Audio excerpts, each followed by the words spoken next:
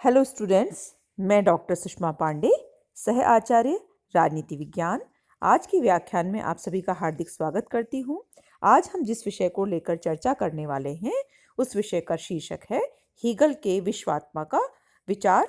और हीगल के विश्वात्मा के विचार के संदर्भ में हम चर्चा करें उससे पहले मैं आपको स्पष्ट कर दूं कि हीगल एक अद्वैतवादी विचारक के रूप में जाने जाते हैं। और अद्वैतवादी हीगल के अगर हम राजनीतिक चिंतन के दार्शनिक आधार की बात कहें तो उनके दार्शनिक आधार को लेकर विश्वात्मा की जो मुख्य अवधारणा है उससे उसको स्पष्ट किया जा सकता है। दूसरे शब्दों में हीगल का जो राजनीतिक चिंतन का जो दार्शनिक आधार है वह उनकी विश्वात्मा की अवधारणा पर आधारित है। हीगल के अनुसार विश्वात्मा की अवधारणा एक आध्यात्मिक विचार है और उन्होंने विश्व इतिहास की विभिन्न घटनाओं को एक विकास क्रम में जोड़कर विकास के एक अनवरत क्रम का निर्माण किया। और साथ ही साथ हीगल ने यह भी सिद्ध किया कि इतिहास विश्वात्मा की अभिव्यक्ति की कहानी है। उनका यह मानना था कि इतिहास में घटित होने वाली सभी घटनाएं हैं वह विश्वात्मा के निरंतर विकास के विभिन्न चरणों का प्रतिनिधित्व करती हैं। तो इस तरह से हीगल जो है एक विशुद्ध अद्वैतवादी विचारक हैं और इस जगत में दिखाई देने वाली जड़ एवं चेतन सभी वस्तुओं का उद्भव विश्वात्मा के रूप में देखते हैं। वेदांतियों के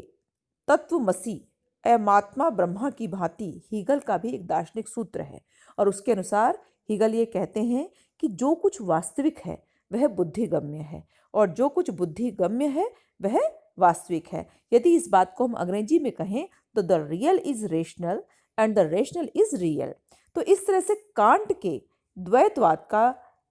सार विपरीत रूप में स्वीकार करते हुए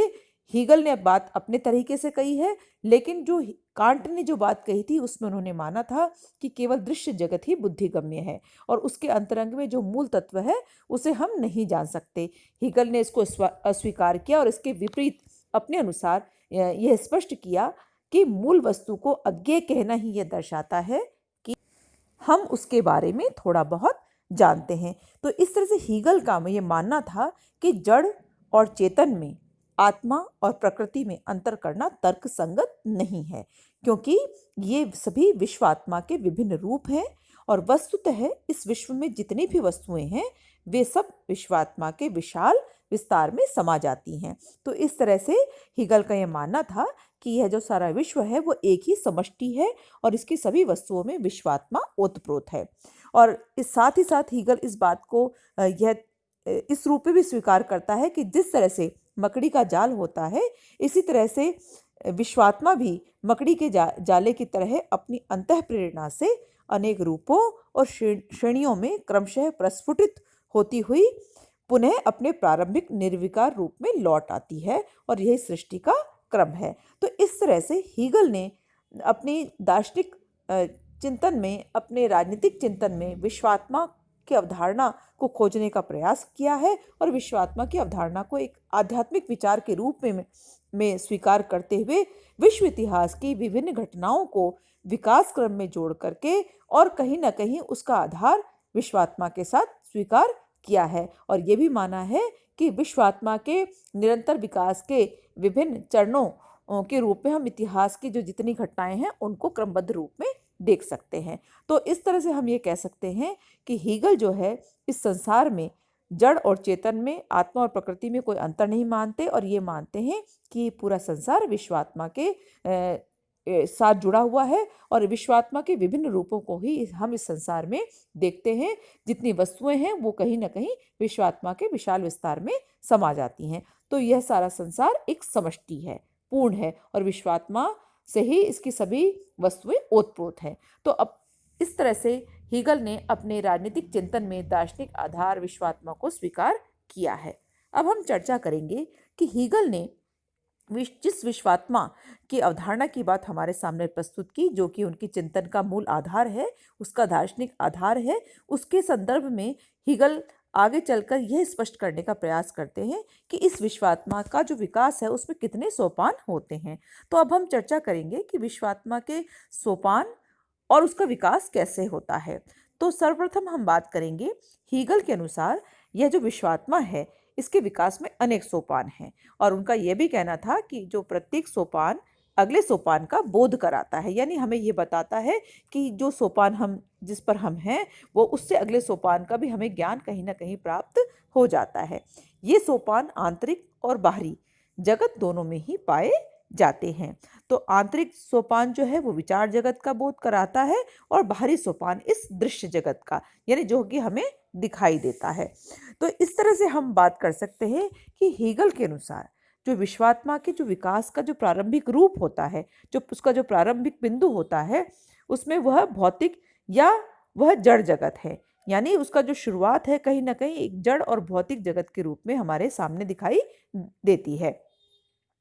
उसके बाद यह वनस्पतियों और प्राणियों में प्रकट होती है और उसका उच्चतम रूप मनुष्य में अभिव्यक्त होता है। तो अगर हम सारांश में कहें तो हीगल जो है विश्वात्मा के विकास का प्रारंभिक रूप इस जड़ संसार को या भौतिक जगत को मानता है। उसके बाद ये मानता है कि विकास की प्रक्रिया जब आगे बढ़ती है तो वह वनस्पतियों और प्राणियों में प्रकट होती है और अंत में विश्वात्मा का जो उच्चतम रूप है वो मनुष्य के रूप में हमें दिखाई देता है। और साथ ही साथ हीगल यह भी कहता है कि इस विकास क्रम में मनुष्य की स्थिति सर्वोपरि होती है, क्योंकि मनुष्य क्या होता है, मनुष्य में चेतन आत्मा रहती है। तो हीगल यहाँ ये मानकर चलता है कि इसके बाद भी विश्वात्मा का जो विकास है वो अवरुद्ध नहीं होता, यानी विश्वात्मा का जो विकास कहीं बाधित नहीं होता है, कहीं रुकता नहीं है, क्योंकि संपूर्ण विश्व विकास के क्रम में बंधा है और यह जो विश्वात्मा की ओर उन्मुख रहता है। साथ ही साथ हीगल यह भी कहते हैं कि जो ये विश्वात्मा जो कि हमें आंतरिक रूप में जिसके बारे में हमें अभी हम बात कर रहे थे, अगर हम इसकी बाहरी विकास की बात करें तो वह हमें सामाजिक संस्थाओं के रूप में दिखाई देती है, यानी विश्वात्मा का जो बाहरी विकास है वो विभिन्न सामाजिक संस्थाओं के रूप में होता है और जो सामाजिक संस्थाओं में सबसे जो महत्वपूर्ण स्थान या सर्वोच्च स्थान है वो राज्य का होता है, क्योंकि राज्य नामक जो संस्था है वह अन्य सभी सामाजिक संस्थाओं का नियामक और रक्षक है। और इसी कारण हीगल ने राज्य को विश्वात्मा का पार्थिव स्वरूप अथवा पृथ्वी पर विद्यमान ईश्वर कहा है, यानी यहाँ पर हीगल ने राज्य को state is a March of God on earth के रूप में स्वीकार किया है। और साथ ही साथ हीगल यह भी कहते हैं कि इसी से राज्य एक नैतिक एवं आध्यात्मिक संस्था है। तो इस तरह से हीगल अपने इस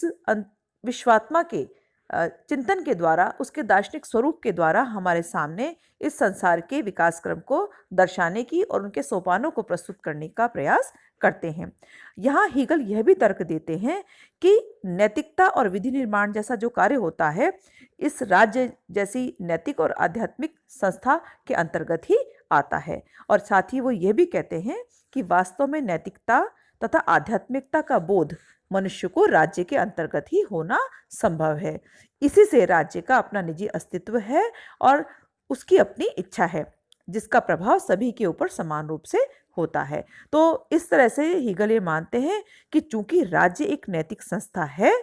और उसका स्थान सर्वोच्च है, सर्वोपरि है, सबसे ज़्यादा महत्वपूर्ण स्थान रखता है, इसलिए उसे साधारण नैतिकता के नियमों से या नैतिक नियमों से उसे बांधा नहीं जा सकता। तो इस तरह से हम ये देखते हैं कि हीगल अपने जो विश्वात्मा का जो विचार है उसके माध्यम से ये मानकर चलते हैं कि